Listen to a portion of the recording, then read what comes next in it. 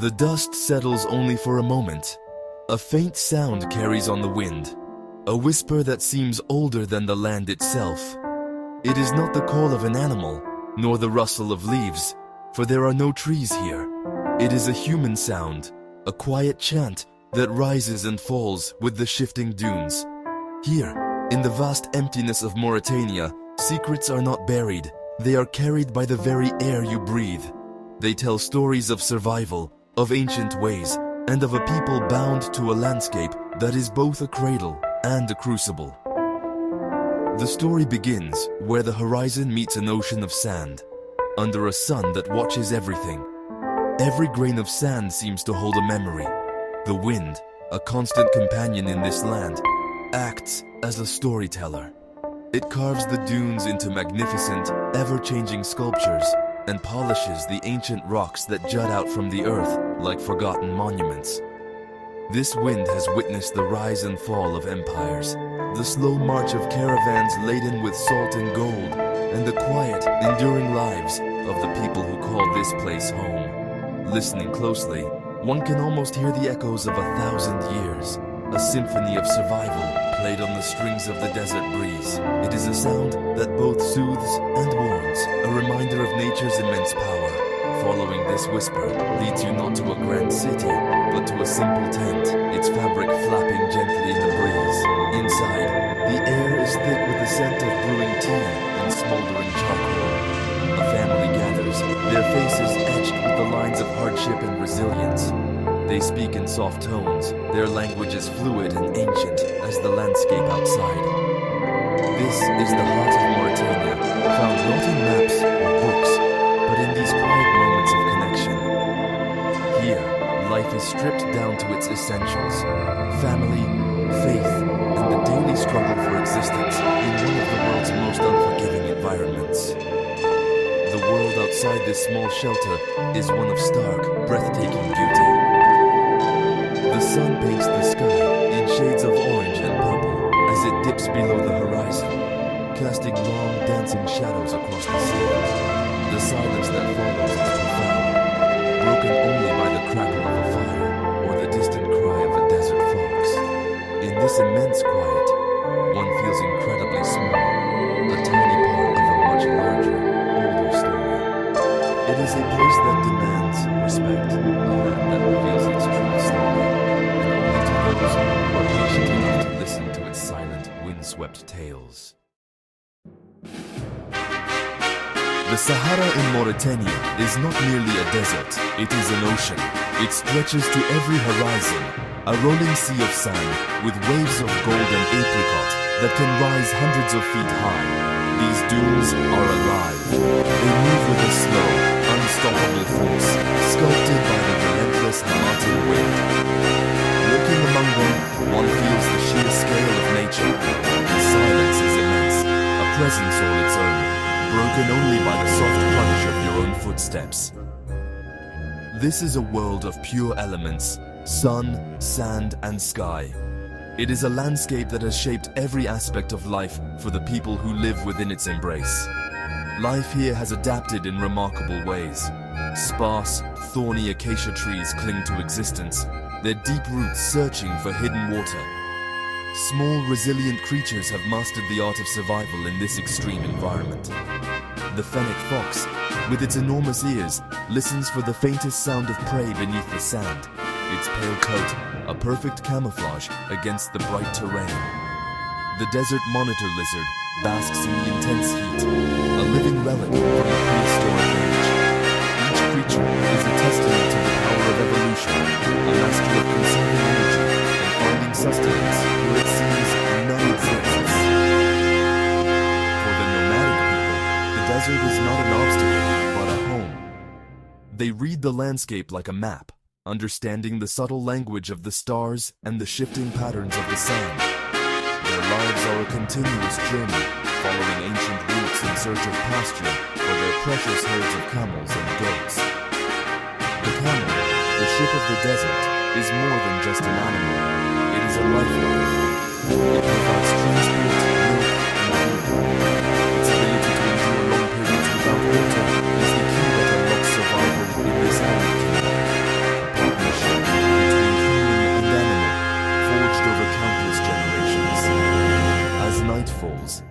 transforms.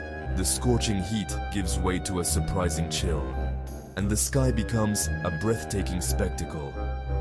With no city lights to obscure the view, the stars emerge with an incredible clarity. The Milky Way stretches across the heavens like a river of diamonds, a celestial guide that has directed travelers for centuries. It is a moment of profound peace and connection to the universe. Under this canopy of stars, the desert reveals its gentler side, a place of quiet contemplation and otherworldly beauty, reminding us of the vastness that lies beyond our own small worlds. The capital, Nouakchott, is a stark contrast to the silent desert, yet it is born of the same sand. It is a sprawling, bustling city where tradition and modernity collide. The air is filled with a symphony of sounds, the call to prayer echoing from minarets, the honking of cars navigating sandy streets, and the lively chatter of 100 conversations. The city's markets are its beating heart, vibrant labyrinths of color, scent, and sound. Here, you can find everything from shimmering fabrics and handcrafted leather goods to piles of fragrant spices and fresh fish brought in from the nearby Atlantic coast. Walking through the central market is an immersion into the daily life of Mauritania. Merchants call out, advertising their wares with practiced enthusiasm. Women, draped in vibrant melhafas, long flowing veils of brightly colored cloth, navigate the crowded alleys with grace. The air is fragrant with the earthy smell of dates, the sharp tang of dried fish, and the sweet aroma of mint tea being prepared on small charcoal braziers.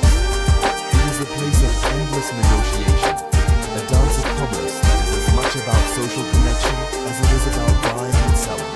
Every transaction is a story, a brief intersection of lives. In one corner, a metalsmith hammers intricate patterns into silver teapots, the rhythmic clang of his tool a steady beat against the market's hum. Not far away, a man carefully stacks pyramids of vibrant red peppers and golden turmeric.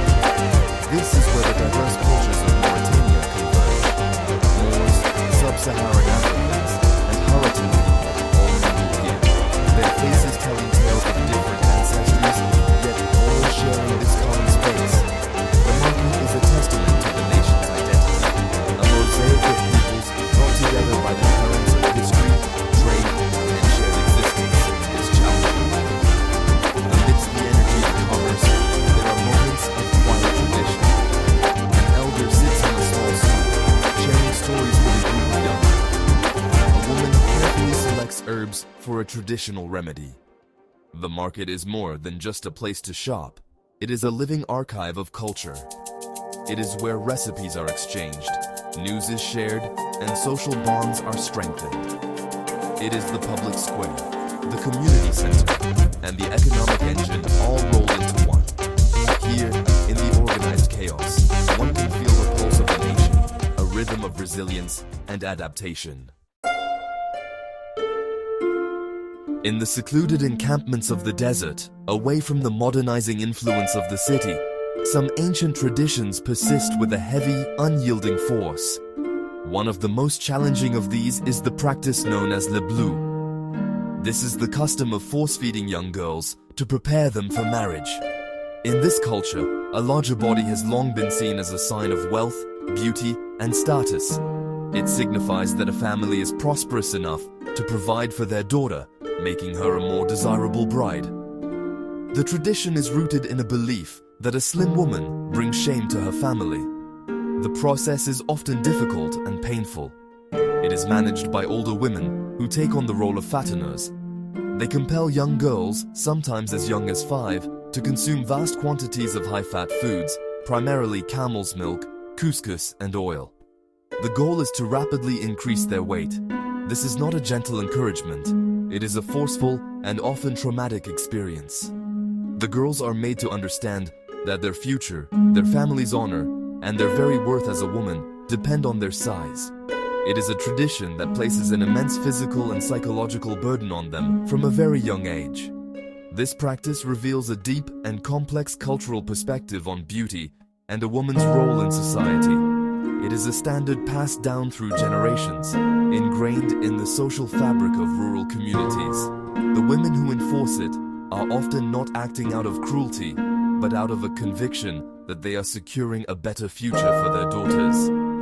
They are upholding the values they were taught, believing that a larger wife will be more respected and less likely to be divorced. It is a powerful example of how cultural norms, however harmful they may seem to an outsider, can be deeply embedded and self-perpetuating. While this tradition is slowly fading, especially in urban areas, its legacy endures.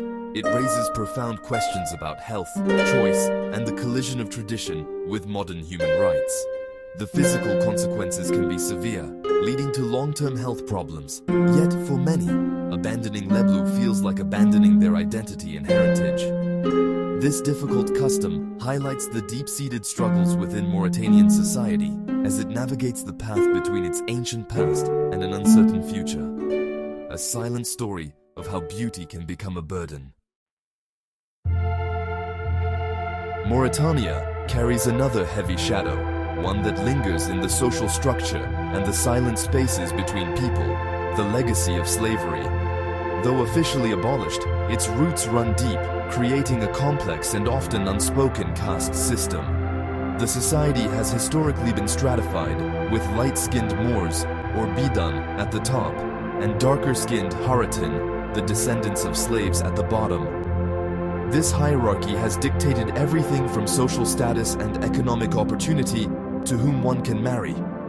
It is a wound that has not fully healed, a silent story that continues to shape lives.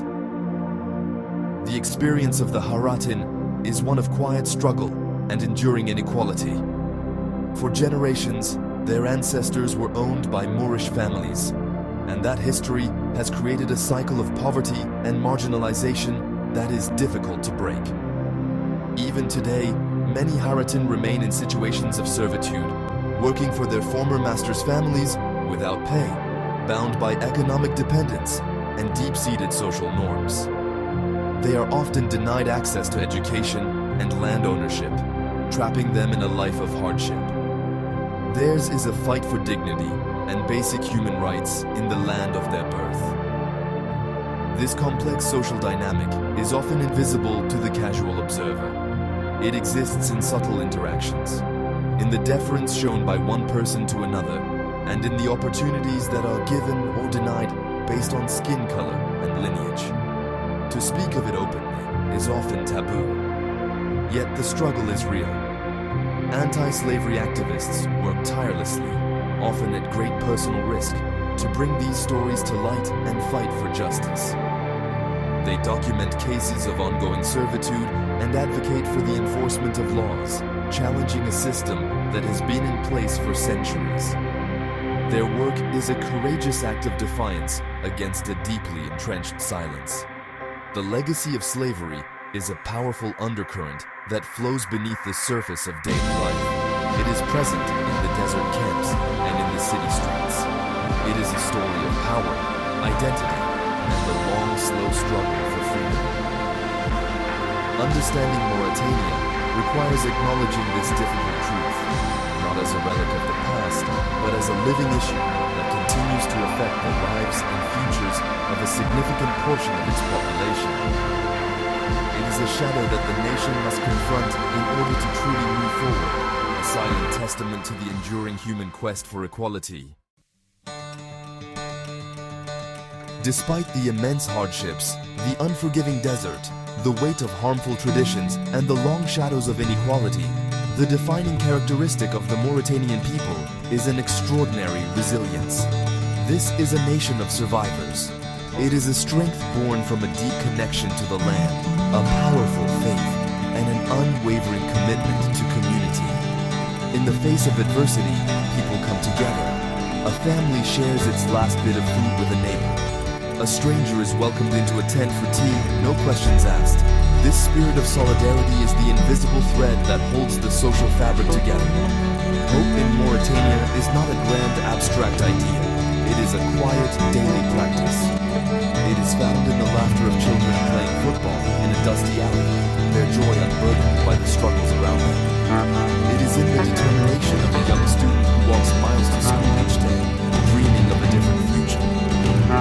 is in the pride of an artisan who transforms a simple piece of leather into a work of art. This hope is a small but steady flame, nourished by the belief that life can and will get better, even if the progress is slow and hard-work.